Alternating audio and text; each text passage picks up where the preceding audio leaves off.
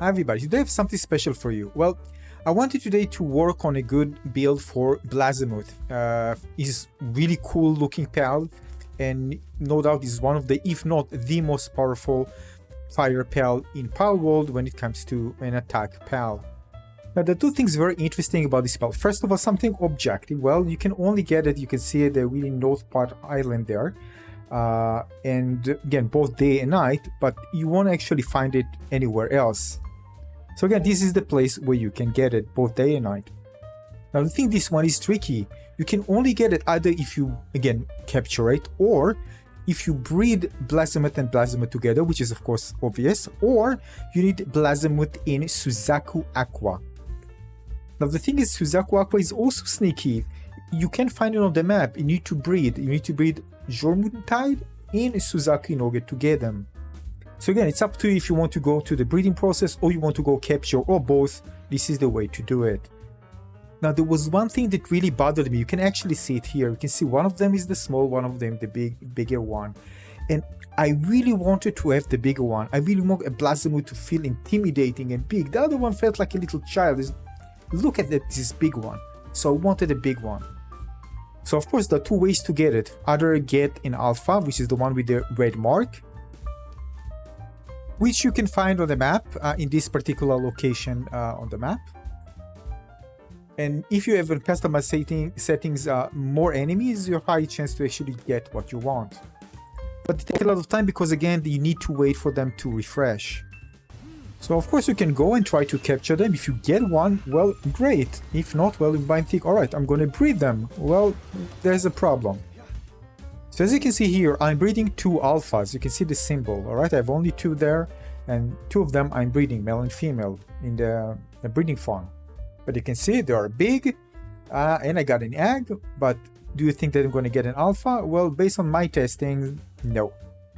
So as you can see, well, all of them they got, this is not an alpha, and even the stats there are pretty much quite similar to the regular ones, and some of the regular ones are higher, which of course there's a range RNG. Now the other thing is to get a shiny. Now this is problem. You're probably going to try to farm it and try to get a drop when you are at the north part where I actually showed you on the map. But the problem is that they don't spawn very frequently. At least again, there's RNG involved there because they randomly change. So it can take a long time. Now basically I told myself, well, I'm just gonna go and farm the cave and that's it. I'm not gonna farm it. I'm just gonna make sure to come and visit. But when I looked into my pals, I saw that I actually had a shiny, but it's not just getting a shiny, it's getting it with something good.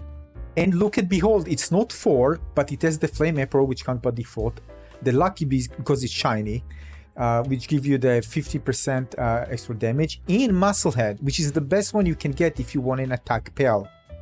Now I was so excited you won't believe it. Now basically, if you take a look, this is slightly upgraded, I'm going to talk about this in a moment. This is Flame Emperor, the Lucky with plus 50% attack, in Musclehead plus 30. This is insane. Now in terms of skills, except the Lightning Strike, which I added later on, it comes with extra skills. Also amazing, and we lost set of skills straight out of the bat. It doesn't have the 4 slot, but in a moment I can tell you why it's not a really big deal here. Now this is a level 51, and you can see that the attack is already 1k attack at level 50, and defense 571. Now this is a regular one, and keep in mind, by the way, that the shiny also add extra skills that even the alpha didn't have. But of course you can add more yourself later on, but this is the regular one. It has 677 level 50, so mine is much higher in terms of attack, but also even extra defense. So sacrificing this, but also having a shiny, a big one with good overall stats for this particular pal, this is amazing. I went for it. The first thing I did was maxed out and enhanced my pal all the way up with both again attack, max health, and defense. And you can see it here. So upgrading everything until it's get to the max, which is 30% for each of the stats.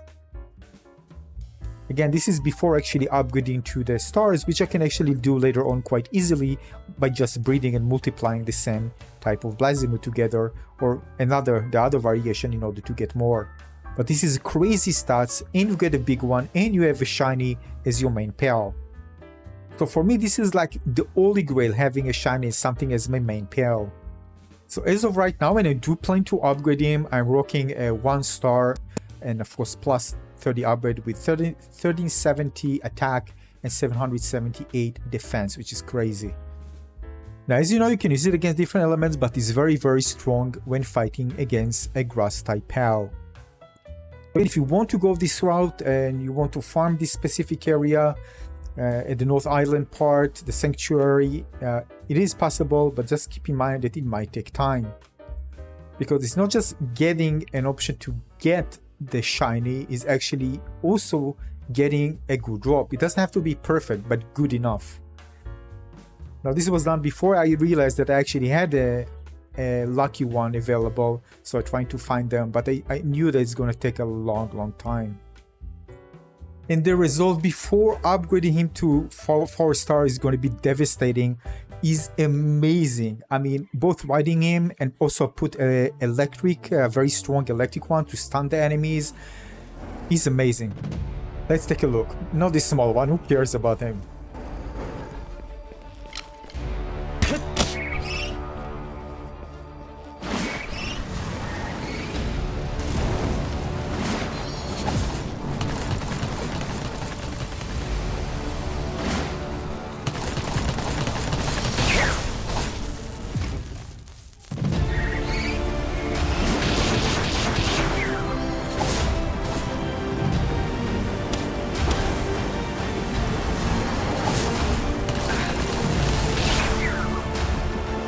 But I can tell you it's insane. And this is before I actually buffed him up also with a little pal. Let me show you. Alright, so the one we are looking is called Kelpsy Ignis. Now this one, make sure to upgrade him. The reason for I didn't yet, but I will, because it has this partner skill while in team, increases attack power of fire pals. Now, of course, this is just level 1, so you want to increase it so they become even more powerful, which I'm going to do today, hopefully by tomorrow or in the upcoming days, all the build will be ready.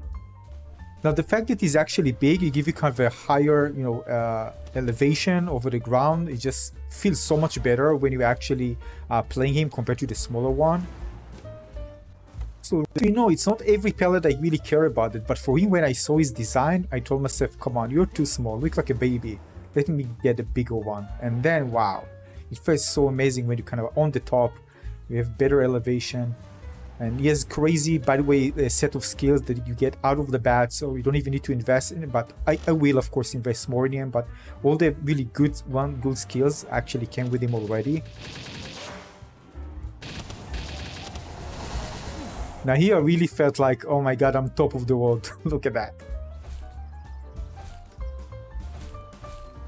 I mean, come on, he's so big, it's huge, it's just so much fun like that.